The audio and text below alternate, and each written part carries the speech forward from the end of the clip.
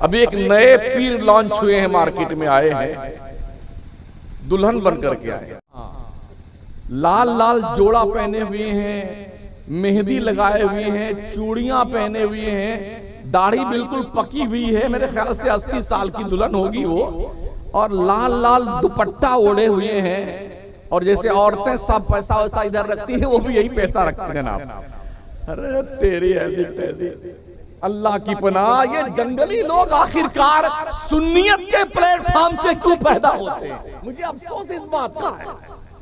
अभी लॉन्च हुए नए नए। अफसोस उस पागल पर नहीं है, अफसोस उन पागलों पर है जो पढ़े लिखे लोग उस गधे को अपना पीर मानते हैं। यूट्यूब पर मौजूद है जनाब, देख सकते हैं। सलाहुद्दीन अय्यूबी के जमाने में इन्हीं बदबख्त पीरों की शक्ल में ईसाइयों ने इस्लाम का बेड़ा डुबोने में कोई कसर नहीं रखी थी।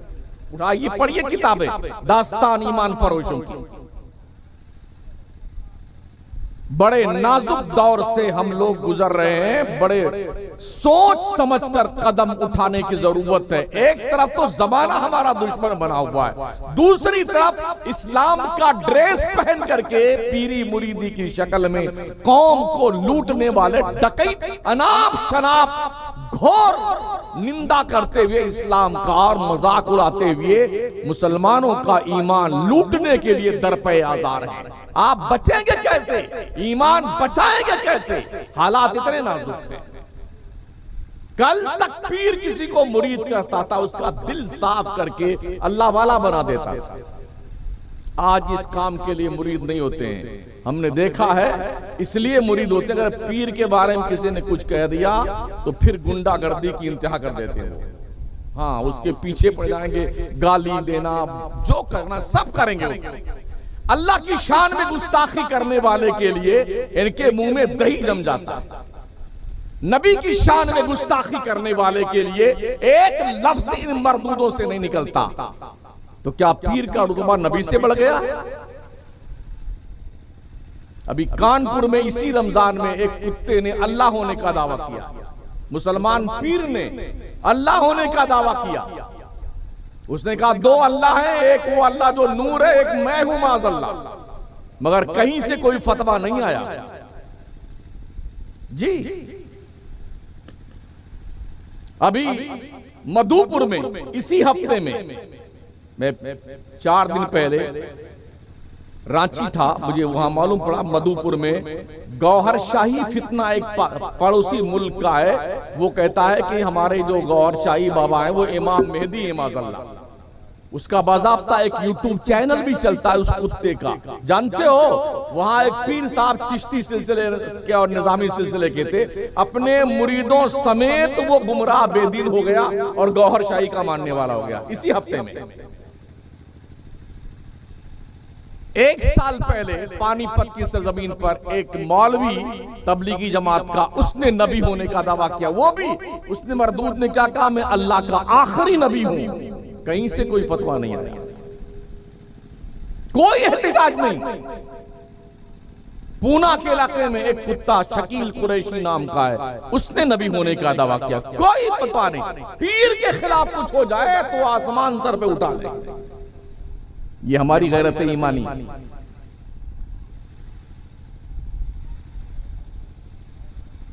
जबकि इस्लाम का तकाजा ये, खून में नहाओ, जख्म सहो, सर फिदा करो, जब वक्त आए दीन पे यूं हक अदा करो।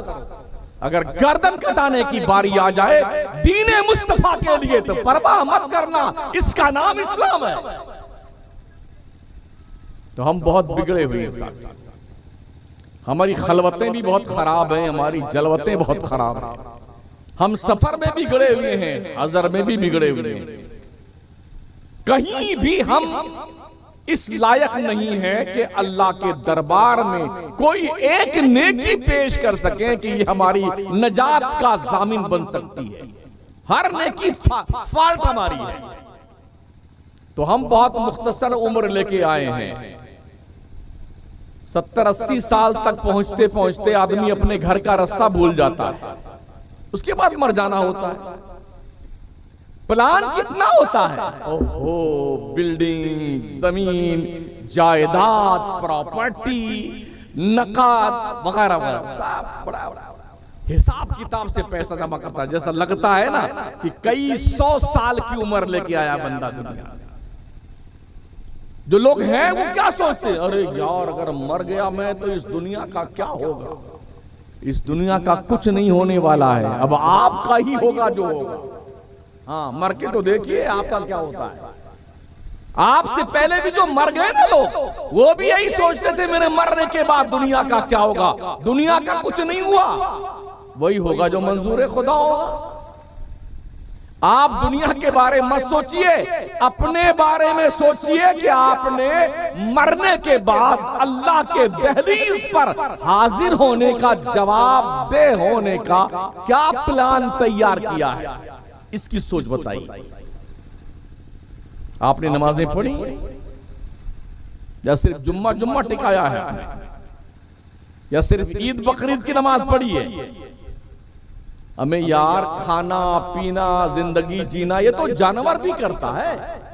आप कर रहे हैं तो क्या कमाल की बात कर रहे हैं, कीड़े मकोड़े भी करते हैं, कुत्ते बिल्ली भी अपने बच्चों को पालते हैं। आप हजरते इंसान हैं और जनाबे मुसलमान हैं, आपकी जिम्मेदारी सबसे सुपीरियर है। सिर्फ तन्हा अच्छे मत बनिए, आपका माहौल भी अच्छा होना चाहिए। जिस बच्चे के गार्जियन है वो बच्चे भी आपके अच्छे होने चाहिए। जो बेगम आपके निकाह शरीफ में आई हैं वो भी अच्छी होनी चाहिए। जिस मदरसे में आप पढ़ाते हैं वो मदरसे के बच्चे भी अच्छे होने चाहिए। पढ़ाने वाला मौलाना भी अच्छा होना चाहिए। जिम्मेदारी संभालने वाली कमेटी भी अच्छी होनी चाहिए। ये सारा माहौल जब अच्छा होगा तब आप अच्छे कहे जाएंगे। मैंने सुना लोग कभी हजरत फरमा रहे थे कि सालिसा तक यहाँ तालीम है, मिफ्ताहुल उलूम में बच्चियों की भी तालीम होती है। लॉकडाउन से मामला जो डिस्टर्ब हुआ है तो अब तक नहीं संभला है। मैं गुजारिश करूंगा माहौल संभालिए,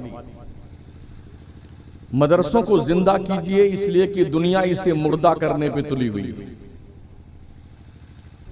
आए दिन अखबारात की शय सुर्खियां पढ़ने को मिलती हैं, इतने मदरसे बंद कर दिए गए, इतने बुलडोजर चला दिए गए, इतने का नंबर आने वाला है, इतने की जांच प्रक्रिया शुरू हो गई है। तो कम अज कम आप तो सुधर जाओ और अपने मदरसों को बाज़ाब्ता तौर पर कानूनी प्रक्रिया झेल करके एक मजबूत और मुस्तहकम प्लेटफॉर्म आपका होना चाहिए। मदरसे सिर्फ पेट पालने के लिए नहीं होते हैं, यहां से अफराद तैयार कीजिए। बच्चे पढ़ लिख के हाफिज, कारी, आलिम, हाफिजा, कारिया, आलिमा बच्चियां बने, ताकि ये पढ़ लिख कर निकलने वाले बच्चे और बच्चियां एक अच्छे माहौल को शानदार खूबसूरत बनाने में अहम किरदार अदा करें। ये मदरसे इसलिए होते हैं, ये भी ध्यान रखें। कमेटी के लोग भी मौजूद हैं, पढ़ाने वाले भी मौजूद हैं। कमेटी और मुदर्रिसीन में तालमेल होना बहुत जरूरी है। कमेटी की जिम्मेदारी है कि वो पढ़ाने वाले मुदर्रिसीन की कदर करें, इज्जत करें, और पढ़ाने वाले मुदर्रिसीन की जिम्मेदारी है कि वो अपनी जिम्मेदारी अल्लाह रसूल की जिम्मेदारी महसूस करते हुए पूरी करें। खयानत न करें पढ़ाई करने में कि बैठ जाए लेके मोबाइल और 24 घंटा लिए मोबाइल बैठे रहे। सदर मुदर्रिस जो भी यहाँ के हैं, शायद स्टेज पे नहीं है अभी, हैं ये बैठे हुए हैं। जब भी मुदर्रिस दस्तखत करने आए ना, उसके मोबाइल और आप अपने मोबाइल ऑफिस में जमा कर दीजिए जब तक बच्चे के पढ़ाने का वक्त है। इसलिए कि पढ़ाई के वक्त में मोबाइल का इस्तेमाल अपने काम के लिए करना जायज नहीं है शरई नुक्ते नजर से। हमने अपने मदरसे में ही कानून लागू कर रखा है, चुपचाप जमा कीजिए मोबाइल। क्यों हमने किया ऐसा? जब 2-4 बार हमने देखा कि 3-3, 4-4 हाफिज जी बच्चों का सबक सुन रहे थे, एक साथ बिठाते हैं 4-5 हाफिज जी को, तो तुम भी सुनाओ, तुम भी सुनाओ, तुम इसका सुन लो, तुम इसका सुन लो। वो दोनों आपस में सेटिंग कर लेते हैं और ये क्या करते हैं, सुनने वाले साहब नहीं फेरते उंगली, खरीद पड़ते फिर काम में लगे। ये वो बेहूदगी है जिसकी बुनियाद पर हमारे बच्चों की जिंदगियां बर्बाद हो। कौम अपने बच्चों को अमानत के तौर पर आपको सौंप के जा रही है, इसलिए पढ़ाने वालों और कमेटी के लोगों ये जिम्मेदारी समझो, हमें अमानत में खयानत नहीं करना है। जिस उम्मीद और एतमाद पर कौम ने अपने बच्चों और बच्चियों को आपको दिया है, उस अमानत को खूबसूरत बना करके उसे वापस कीजिए। इसलिए कि जब आप ऐसा करेंगे तो अल्लाह रसूल के नजदीक भी आपका रुतबा बुलंद होगा और कौम के बीच में भी अल्लाह आपको इज्जत अता फरमाएगा। प्यारे आका सल्लल्लाहु तआला अलैहि वसल्लम के प्यारे दीवानों, हमारे पास ऐसा कोई लाहे अमल नहीं है। अक्सर नौजवान जुआ, सट्टा, शराब पीने का आदी बन गया है और बेईमानी करना, चोरी करना, ये आदत बनती जा रही है। रातों रात करोड़पति बन जाना, सट्टा लगाना।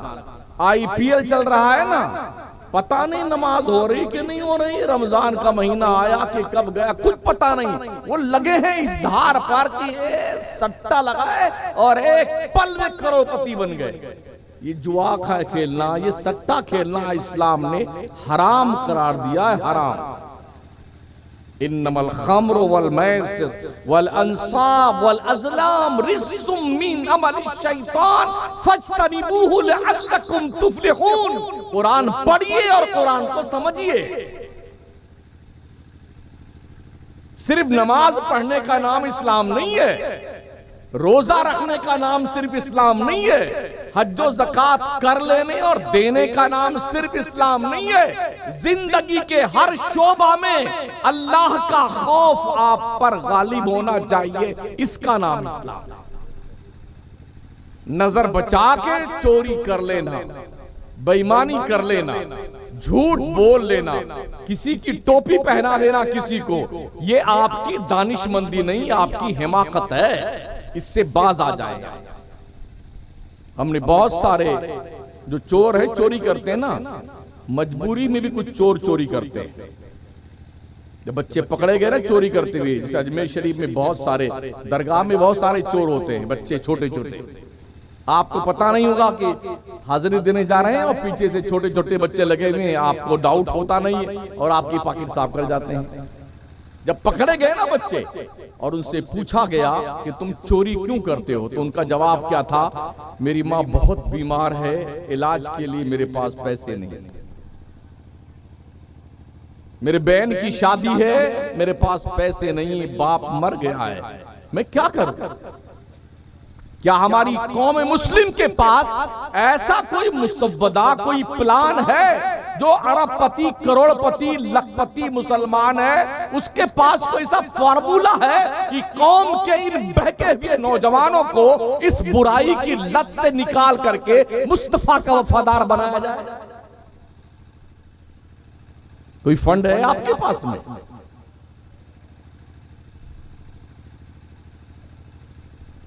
दूसरों के पास तो इसका फंड है, हमारे यहां फंड इसका नहीं। सुन्नियों के यहां, हमारे यहां फंड किसका है? कव्वाली का। हाँ, एक एक जिले में कम से कम नहीं तो 150-200 बुजुर्ग का उर्स तो होता ही होगा।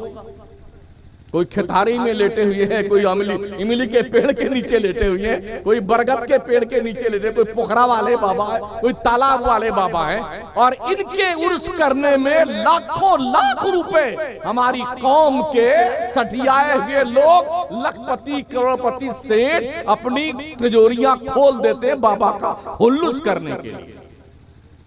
ये पैसे इकट्ठा करके कौम के मुस्लिम बच्चे जो चोर, उचक्के, डकैत बन रहे हैं, शराबी बन रहे हैं, जुआरी बन रहे हैं ना, इन बच्चों की मदद करके इन्हें सच्चे और अच्छे बनने के लिए मुमिद्दो मुआविन साबित हो, ये आपकी जिम्मेदारी है।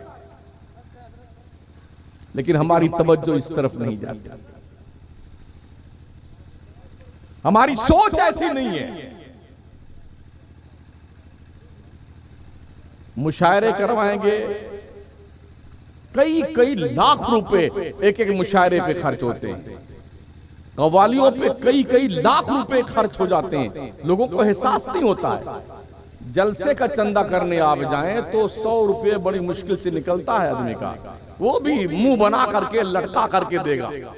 मदरसे का चंदा, मस्जिद का चंदा, और कव्वाली के लिए जाइए ना, 5100 लिखिए, 5100, उसकी तोंद फटने लगती है चर्रा करके मरदूद की। ये हाल हमारी कौम का है। जिस कौम में नचनियों और गवैयों की कदर की जाती हो, जिन्हें सरप्राइज दिया जाता हो, उस कौम में नचनिए और गवैये ही पैदा होंगे। काश, ये कौन सा जिला लगता है हजरत हाजी साहब? सिद्धार्थनगर। सिद्धार्थनगर के लोगों, काश ऐसा होता, आप अपने मदरसे के प्लेटफॉर्म से हर साल ये सर्वे कीजिए, सिद्धार्थनगर जिला में कितने बच्चे किसी भी स्कूल के जिन्होंने जिला टॉप किया है, 10वीं में, 12वीं में, या टीट क्या बोलते हैं, उसमें इम्तिहान में जो कंपटीशन का इम्तिहान होता है, यूपी टॉप किया होता है, उन बच्चों की फहरिस्त लीजिए और उन्हें अपने जलसों में बुला के उन्हें सरप्राइज दीजिए। चाहे मुसलमान का बच्चा हो, चाहे हिंदू का बच्चा हो, अगर आपने ये कॉमन अमल करना शुरू किया तो एक मैसेज तो गैरों को ये जाएगा, मुसलमान जो है पक्षपात नहीं करता है। दूसरा मैसेज ये जाएगा, कौम के बच्चे, किसी भी कौम के बच्चे हों, हिंदू मुस्लिम, वो सोचेंगे लोग हमें पढ़ने पे पजीराई करते तो हमें मेहनत से पढ़ना चाहिए। ये भी हमारे यहाँ नहीं। ऐसा आप करेंगे तो आपके मदरसे का नाम होगा। क्या लगता है कुछ मेडल बनवाने हैं आपको, स्मृति चिन्ह आपको लाना है और उस पर उसका नाम लिखना है? किसी एमएलए को बुला लीजिए, उसका बाप दौड़ के आएगा, एमएलए का, एमपी का बाप दौड़ के आएगा ऐसे शुभारंभ शुभ काम करने के लिए कि हमको यहाँ इनवाइट किया गया ना, वो तलाश के में रहते हैं कि यहाँ पब्लिक इकट्ठा हो। तो एक तरफ से आपके मदरसे का नाम होगा, आपके गांव का नाम होगा, आपके जिले का नाम होगा, आपका मदरसा प्रशासन की नजर में एक खूबसूरत मदरसा माना जाएगा और लोगों की लोकप्रियता आपकी तरफ मुतवज्जे होगी। ये काम हमारे पूरे भारत में कहीं नहीं होता है, साउथ इंडिया को छोड़ करके। कुछ मतलब नहीं था, बस हम तो इसी चक्कर में हैं कि बस 2-4 बच्चे हाफिज बन गए, मौलाना कारी साहब बन गए, इनकी पगड़ी वगड़ी बनवा दो, हार फूल पहना करके मजा आ गया, जलसा हमने कर लिया, अब मान लो हमने हिंदुस्तान फतेह कर लिया। ये बहुत ही लिमिटेड सोच हमारी। अफसोस ये है कि जो गुफ्तगू मैं कर रहा हूं, ये गुफ्तगू मुझे 10 बजे करनी चाहिए थी।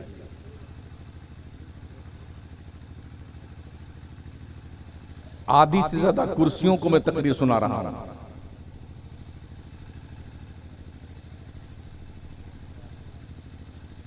इतनी दूर से मुझे बुलाया गया, मैं क्यों आया हूं, मुझे इस पर भी हैरत है। अगर हम कुछ सबक आपको ना दे सके, कुछ बता ना सके, कुछ समझा ना सके, तो फिर हमारे आने का क्या मकसद होता? आने पे पैसे खर्च होते ना आदमी।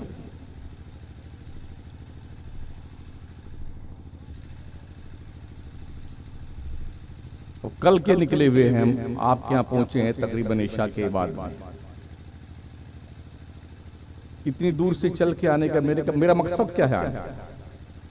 टोपी दिखाना, जुब्बा दिखाना? जी नहीं, कुछ दीन की बात हम करने आए हैं।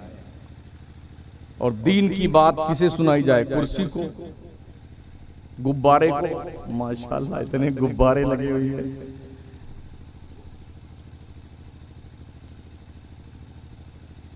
प्रधान जी इस बात का ख्याल रखिएगा, आइंदा कभी किसी भी आलिम को बुलाइए ना, बहुत ही छोटा जलसा कीजिए, पैसा कम खर्च कीजिए, जो पैसा बचे उसे मदरसे में लगाइए, ठीक है ना।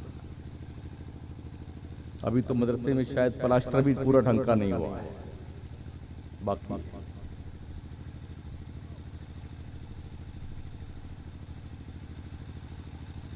ये बहुत बड़ी जिम्मेदारी आप निभा रहे हैं। तो जब आपको बताया जाए कि जो बात गलत है, उस गलती से बचिए आप।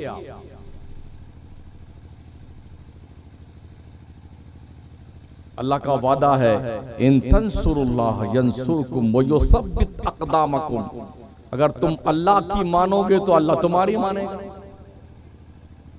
अगर तुम अल्लाह की मदद करोगे अल्लाह तुम्हारी मदद करेगा। अल्लाह तुम्हारे पैर में इस्तिक़लाल पैदा कर देगा, दुनिया तुम्हें हिला नहीं सकेगी, ये अल्लाह का वादा। हमें कोई परवाह ही नहीं। अल्लाह के नबी अलैहिस्सलाम फरमाते, जो शख्स फजर की नमाज पढ़ लेता है वो अल्लाह की हिफाजत में आ जाता है। अल्लाह जिसकी हिफाजत करे, कोई रोंगटा उसका टेढ़ा कर सकता है? रब ने हिफाजत करनी चाहिए ना, तो अपने महबूब की हिफाजत गारे सौर में मकड़ी के जाले से की थी, और अल्लाह ने तबाह करना चाहा तो वक्त के नमरूद को लंगड़े मच्छर से तबाह कर दिया, वक्त के फिरौन को दरिया में डुबो के मारा, कारून जैसे खजाना रखने वाले मालदार को खजाने समेत धंसा दिया अल्लाह ने, शद्दाद जैसे मरदूद को जन्नत बनाने वाले को उसके जन्नत की चौखट पर मलकुल मौत ने पटक के उसे मारा, ये भी दुनिया ने देखा। 1000 साल की उम्र पाने वाले लोग थे वो, हमारी तो 70-80 के आसपास गुल हो जाती है उम्र ना। शद्दाद 1000 साल की उम्र उसको मिली थी, 1000 औरतें थी उसके निकाह में, इतना बड़ा बादशाह था, उसने जन्नत बना डाली थी अल्लाह के मुकाबले में।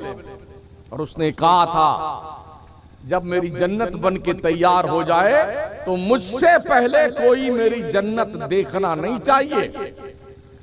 जब जन्नत बन के तैयार हुई, वक्त के पैगंबर ने कहा, शद्दाद अल्लाह को एक मान, उसकी इबादत कर। उसने कहा, अल्लाह को एक मानेंगे, इबादत करेंगे तो क्या मिलेगा? अल्लाह के पैगंबर ने कहा, जन्नत मिलेगी। कहा, जन्नत कैसी है? उन्होंने जन्नत की कंडीशन बताई कि जन्नत ऐसी ऐसी है, उसमें नहरें, ये वो, बाग बगीचा सब बता दिया। उसने सेब वैसी जन्नत बना डाली, बहुत पैसा था उसके पास में, तो चैलेंज किया वक्त के पैगंबर को, मुझे नहीं मानना अल्लाह को, मैंने जन्नत खुद की बना डाली है।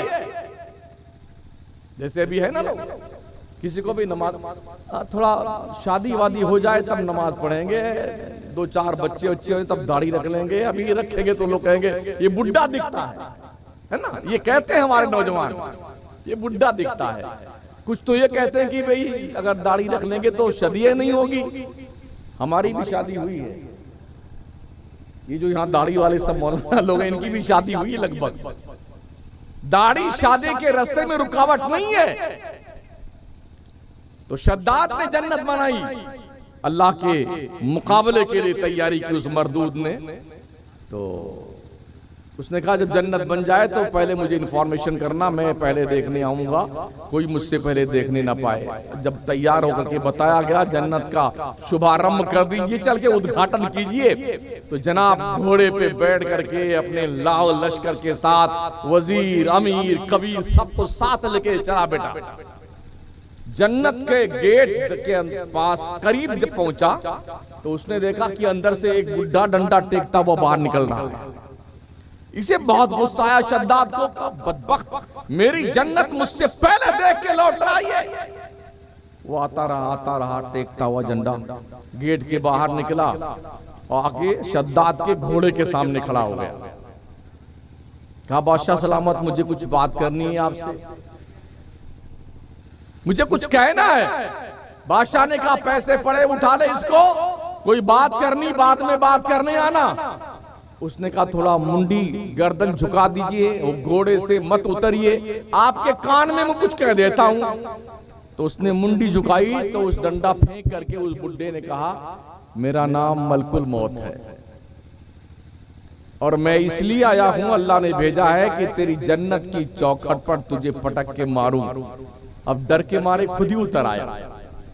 अरे हजरत एक बार एक झलक देख लेने दो, बड़ी मेहनत से जन्नत बनाई है। अरे हजरत चुप रहना, चुप। अल्लाह का हुक्म है तुझे तेरी जन्नत देखने नहीं दी जाएगी। चुनांचे उस दज्जाल को उसकी जन्नत की चौखट पर पटक करके फरिश्ते अजल ने उसकी रूह कब्ज की।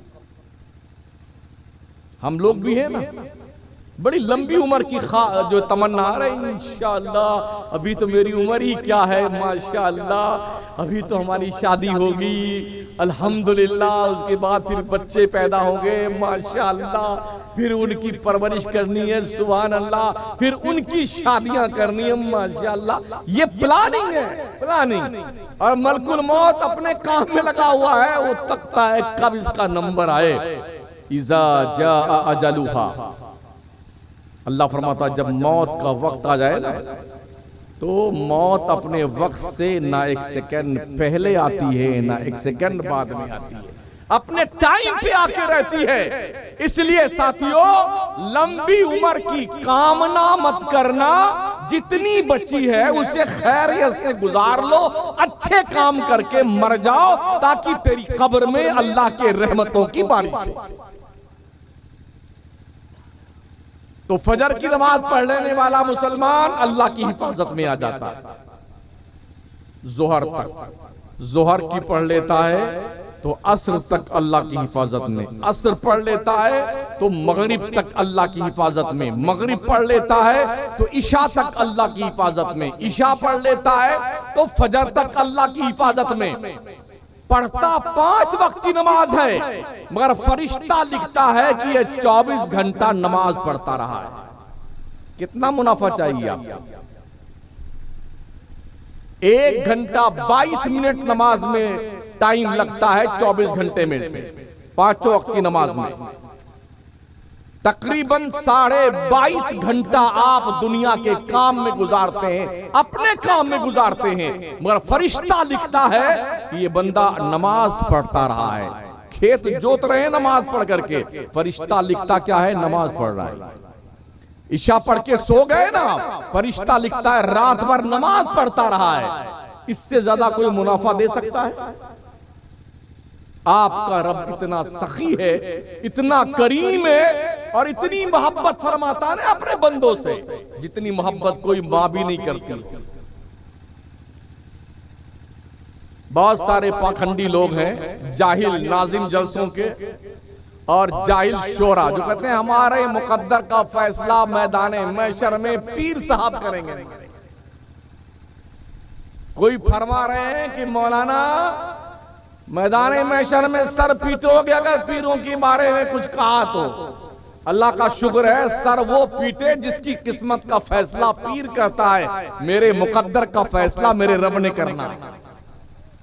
हाँ, मेरा रब वो है जो 70 माओं से ज्यादा अपने बंदों से प्यार करता है। चाहिए कि अगर हमने कोई गड़बड़ कर दिया तो मारे जाएंगे, धुतकारे जाएंगे।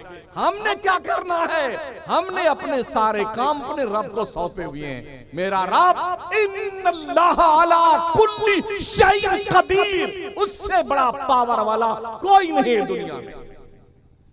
और मेरा रब वो है जो फरमाता मा यफ़अलुल्लाहु बिअज़ाबिकुम इन शकरतुम, अगर बंदो तुम मेरा शुक्रिया अदा करो अल्लाह तुम्हें अजाब देके क्या करेगा।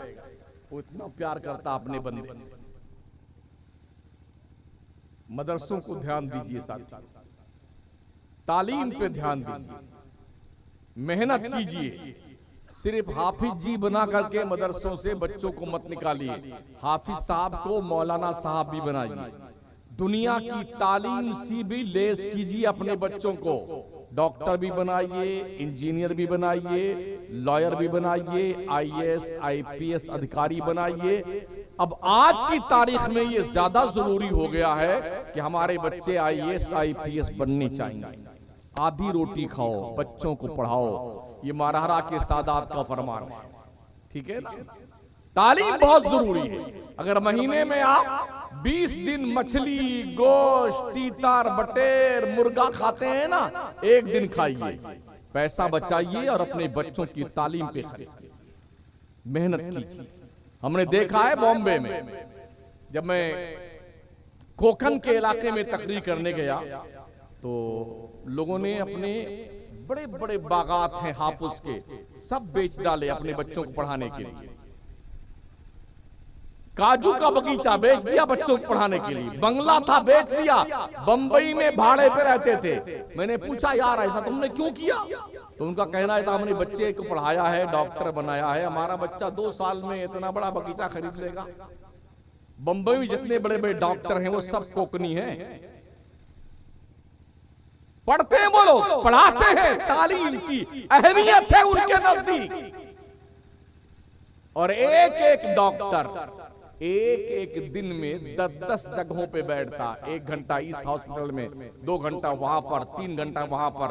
और जानते हो उन डॉक्टरों की फीस 1500, 2000, 2500, 3000 रुपए सिर्फ 3 से 4 मिनट का चेकअप करने पे वो फीस ले लेता है।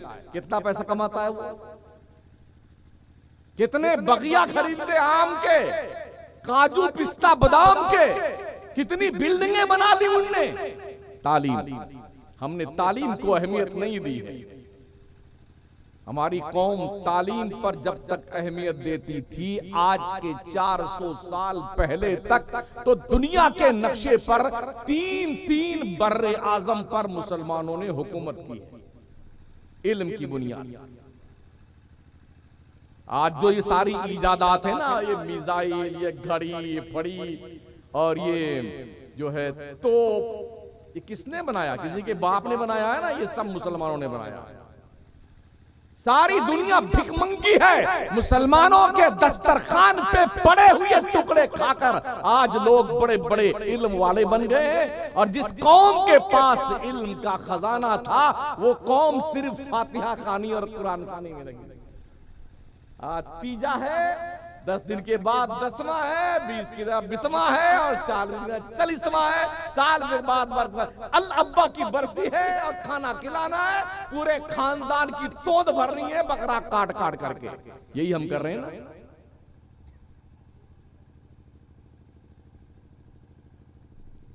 बेशुमार इदारों को देखा हमने, बच्चे कुरान की पेटियां सर पे रख करके आज फलाने सेठ के यहाँ उनके अब्बा को बख्शवाने जा रहे हैं, उनकी अम्मा के मजार पे कब्र पे फातिहा पढ़ने जा रहे हैं, कुरान कहानी करने जा रहे हैं। अरे भाई साहब, माँ बाप ने बच्चों को पढ़ने के लिए भेजा है, कुरान खानी करने के लिए नहीं भेजा है।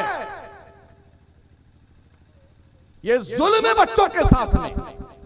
किसी भी बच्चे को किसी भी आदमी के घर पे कुरान खाने के लिए भेजने की शरअन इजाजत नहीं है। जिसको फातिहा करवाना है मदरसे में लाके देके जाओ, छुट्टी के वक्त में बच्चा कुरान खानी कर लेगा। ये जिम्मेदारी हर मदरसे के मुदर्रिसीन की और कमेटी की है। मगर मामला ये है, लोग कहेंगे अच्छा मौलाना हमारे घर पे नहीं भेजोगे बच्चों को, अब चंदा लेना है बंबई में, रमजान में तो बताएंगे तुम्हें।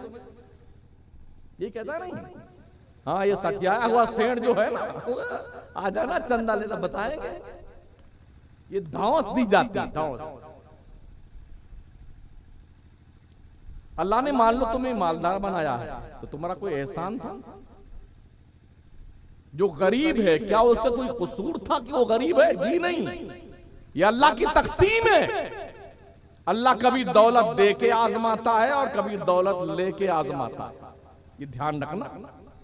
अगर आप मालदार हैं तो फख्र मत कीजिए, कहीं ऐसा नहीं है कि तो तेरा रब तेरी आजमाइश कर रहा कि मेरा बंदा दौलत पाकर देखता हूं क्या करता है।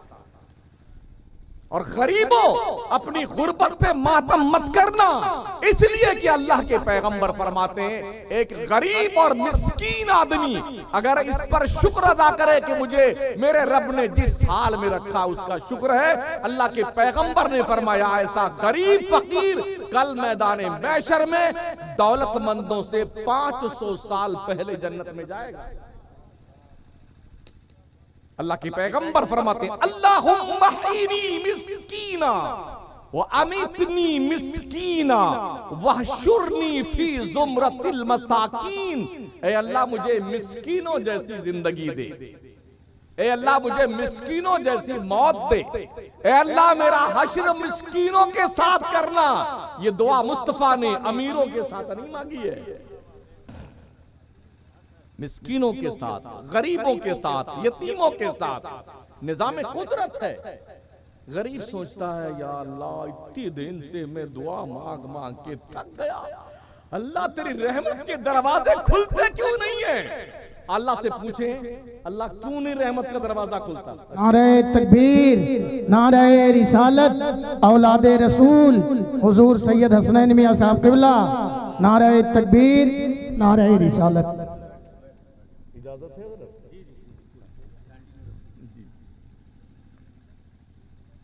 बैठ।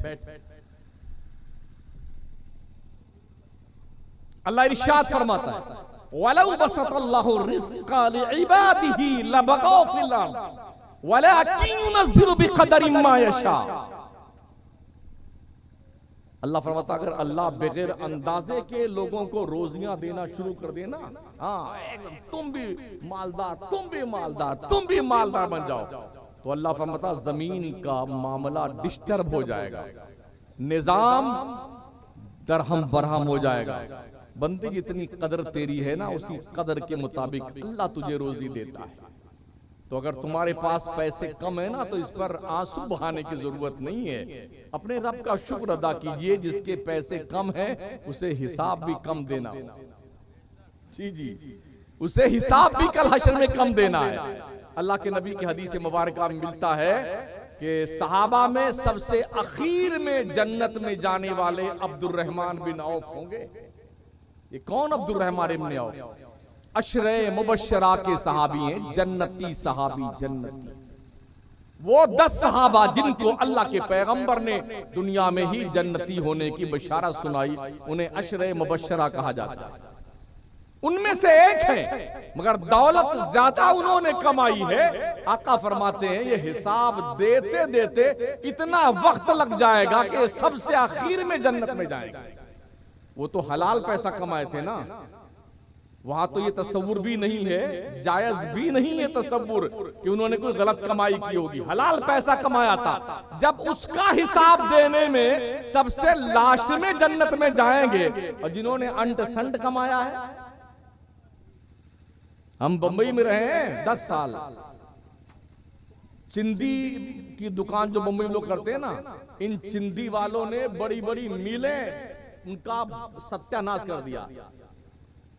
जो मिल का हेड होता था, सुपरवाइजर, उससे मिल करके चिंदी का माल का सौदा करता था और बढ़िया बढ़िया माल उससे रिश्वत खिला करके बड़ी बड़ी मिलें धस गई मुंबई की।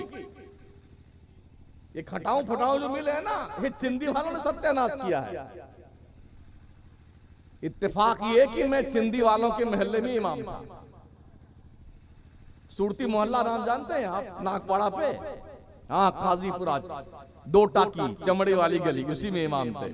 सारे चिंदी वाले इसी गोंडा हमारे और बस्ती और सिद्धार्थ नगर और संत कबीर नगर, सगीर नगर, सब इधर के हैं सारे। इल्ला माशाल्लाह मारा ऐसा तबाह किया कि मिलों की मिलें बिठा दी। क्या समझते हैं आप, हिसाब नहीं देना पड़ेगा? इतना मारे जाओगे ना, अल्लाह कसम तुम्हारी शक्लें बिगड़ जाएंगी। धोखा देते हो, लूटते हो दूसरों को, दूसरों का धंधा तबाह करते हो। इसलिए कम पैसे हैं तो इस पे गम करने की जरूरत नहीं है। हाँ, ये अलग बात है, जिंदगी में मुश्किलात तो आती हैं, मसाइल बहुत सारे हमारे, इन मसाइल को फेस करने की जरूरत है। और कनात पसंद बनिए,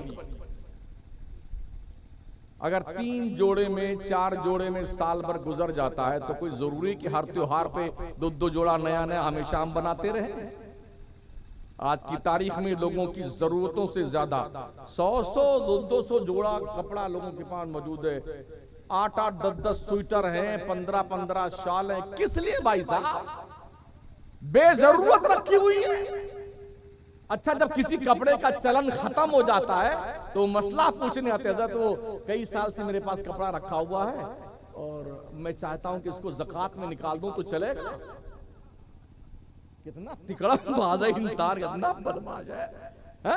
क्या जुगाड़ ढूंढ रहा है? क्योंकि अब उस डिजाइन का चलन नहीं रह गया है ना, तो उसे अल्लाह के राह में सदका कर देंगे, ज़कात में निकाल देते हैं। जबकि अल्लाह क्या फरमाता है? अपनी चॉइस की चीज मेरे रास्ते में खर्च कीजिए। हाँ, खुद पसंद नहीं है दूसरों को सदका दे करके खैरात के नाम पे अपना ढिढोरा पिटवाना चाहते हो। अल्लाह फरमाता लन तनालुल बिर्र हत्ता तुनफिकू मिम्मा तुहिब्बून वमा तुनफिकू मिन शैइन फइन्नल्लाह बिही अलीम। तुम्हें नेकियां उस वक्त तक नहीं मिलेंगी जब तक अपनी चॉइस की चीज अल्लाह के रास्ते में खर्च नहीं करोगे। समझ लीजिए, ये टोपी मुझे बहुत पसंद है। अगर मैं इसे अल्लाह के रास्ते में खैरात करूं तब मुझे सवाब मिलेगा। ये टोपी कहीं टूट गई, कहीं फट गई, तो अब मैं सोचूं लाओ इसे खैरात करके सवाब ले लूं, तो हमसे बड़ा अहमक कोई नहीं है। जो हमें पसंद नहीं है वो हम अल्लाह के रास्ते में देना पसंद करते हैं। ये भी देखा है। अगर गांव में, बड़ा गांव होगा शायद जी, वैसे तो मदरसे में मुदर्रिसीन और तलबा को शादी वगैरह में दावतें बहुत कम मिलती हैं। हम भी चटाई पिटाई के मौलाना हैं, हम भी मदरसे में रहे हैं, अब भी रह रहे हैं, पढ़ाते लिखाते हैं। ऐसे दावत नहीं देंगे। 10वां 20वां तीजा फातिहा की दावत खूब खिलाएंगे, और शादी का मौका है तब दावत नहीं देंगे। और एक आध देख खाना बच गया तो फौरन पूर करेंगे, प्रिंसिपल साहब मिफ्ताहुल उलूम, अच्छा बच्चे कितने हैं आपके यहाँ? ओ मैं खाना भेजा हूं। तेरी ऐसी तैसी खबीस कहीं के, खाना बच गया तो मदरसे में खाना बेचता। गैरतें तेरी मर गई हैं। पहले से दावत क्यों नहीं दी? इसका मतलब तूने मदरसे के उलमा को और बच्चों को हल्के में लिया है। तुझे शायद पता नहीं, ये बच्चे जब मदरसों के चलते हैं इनके पैरों के नीचे जिब्रील अपना नूरानी पर बिछाता है। तुमने ये समझा कि हमारा देख का खाना खराब ना होने पाए, एहसान भी कर देंगे कमेटी के ऊपर, मदरसे के ऊपर। और मौलाना साहब हमेशा कहेंगे अरे माशाल्लाह, हाँ अल्लाह आपको सलामत रखे, एक दिन का खाना का इंतजाम आपने कर दिया। ये चक्कर आपका है। सिर्फ मैयत के वक्त दुआ, खाना मत खिलाइए मौलाना लोगों को, वरना ये रोज दुआ मांगेंगे अल्लाह आपकी फलाना से मरे तो अच्छा है। हाँ हाँ, इसका ये इसका बाप मरेगा तो अच्छा खाना मिलेगा। शादियों में अच्छा खाना खिलाइए ताकि ये दुआएं मांगे अल्लाह इनको जिंदगी दे सलामती के साथ, ताकि इनके बच्चे फूले फले और शादियों में हमें दावत मिले। मरते वक्त खिलाओगे तो तुम्हारे मरने की दुआ मांगी जाएगी, सीधी सी बात है।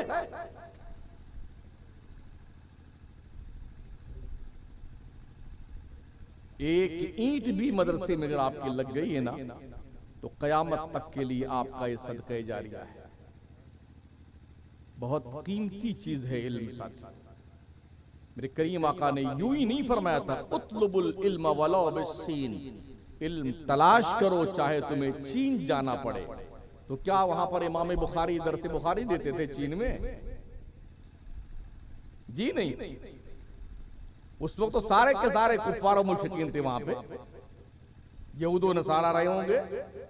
तो नबी रहमत ने क्यों फरमाया चीन अगर तुम्हें जाना पड़े ना तो तुम वहां जाओ इल्म हासिल करने के लिए। आज हमारे कुछ उलमा जामिया अज़हर मिस्र पढ़ने जाते हैं ना, तो कुछ खबती पीर हिंदुस्तान में हमारे हैं, बोले सुलह कुल्ली हो गया, जामिया अज़हर पढ़ने गया तो सुलह कुल्ली हो गया। तेरी ऐसी की तैसी सुलह कुल्ली जने किस बला का नाम है ये? कितने अल्लामा फहामा पढ़ के आके सब सुलह कुल्ली है। इल्म हजरत आदम की वरासत है। और हम हजरत आदम के बेटे हैं। बेटे बाप की वरासत जहां मिले, बेटे को चाहिए उसे हासिल करे। कहीं भी मिले, स्कूल में, कॉलेज में, यूनिवर्सिटी में, इधर उधर जिधर मिले। हमने यही देखा जब बाप का इंतकाल होता है ना, जितने वारिस लोग हैं फटाफट सारा कागज संभालते हैं। हाँ, वो जमीन का कागज कहाँ है, दुकान वाला किधर है, वो मकान वाला किधर है, अब्बा ने फिक्स डिपॉजिट करवाई थी वो कागजात किधर है, वो लाइफ इंश्योरेंस वाला कागज, ये सारा संभालते हो ना। सब ढूंढते हैं कहाँ कहाँ जमीन लिखाई है, खातादारी तलाश करते हो। यहाँ तलाश करने में मौत क्यों आती है कि हमारे बाप आदम की वरासत इल्म है। दुनिया के नक्शे पे जहां भी इल्म मिले वो आदम की वरासत है, औलादे आदम का हक है, उसे हासिल करना चाहिए।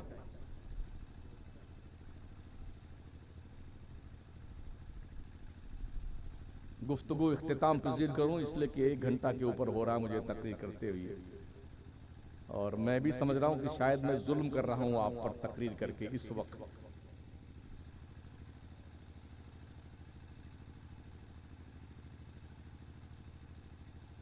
कुछ बच्चे इल्म हासिल करने के लिए या अरबी लैंग्वेज सीखने के लिए हमारे सुन्नियों के कभी नदवा चले जाते हैं, कभी और मदरसे में जाते हैं, तो उन पर भी फतवे लग जाते हैं। जी बोले गया काम से। जब पूछा गया इसका विकल्प क्या है तो कोई जवाब नहीं। किसी को रोकने से पहले उसका विकल्प दीजिए आप। कॉन्वेंट स्कूल में मुसलमानों के बच्चे पढ़ने जा रहे हैं ना, अगर आप रोकते हैं तो रोकने से पहले मिफ्ताहुल उलूम में उसका विकल्प दीजिए आप। हमने उसका विकल्प तैयार किया कि आप वहां मत भेजिए, जो तालीम कॉन्वेंट में दी जाएगी उससे अच्छी तालीम हम मिफ्ताहुल उलूम में देंगे। ये हौसला पैदा करें। सिर्फ रोकना ही किसी चीज का इलाज नहीं है, उसका विकल्प दीजिए आप। प्यारे आका सल्लल्लाहु तआला अलैहि वसल्लम के प्यारे दीवानों, जितनी यूनिवर्सिटियां हैं ना, सुन्नियत के नाम पे एक आध कोई लेक्चरर मिलेगा यूनिवर्सिटी में, जामिया मिल्लिया हो, चाहे जेएनयू हो, हमदर्द हो, मुस्लिम यूनिवर्सिटी हो, इक्का दुक्का कोई सुन्नी मिलेगा, वरना सब दूसरे मकतबे फिक्र के, इस्लाही, फलाही, सल्फी, नदवी, कासमी, मज़ाहरी, मौदूदी, ये सब मिलते हैं। मदरसे में कितने बच्चे पढ़ने आते हैं? 5 से 10% आते हैं। 90% बच्चे स्कूल और कॉलेज पढ़ने जाते हैं। वो वहां पर बेदीन होंगे, कौन जिम्मेदार उनका है? आपके पास इसका कोई विकल्प नहीं है।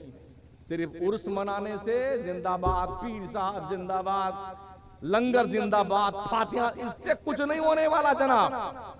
और जितने लोग हमारे इस काम में लगे, अल्लाह कसम इतने मारे जाएंगे हशर के मैदान में, इनकी अकलें ठिकाने आ जाएंगी। बेटो, कौम को गुमराह कर रखा है इन्हीं सारे कामों में मुब्तला करके। आज इनका उर्स है, परसों उनका उर्स है। अरे भाई साहब, पीर साहब ही हैं ना, अल्लाह वो रसूल तो नहीं, माज़अल्लाह।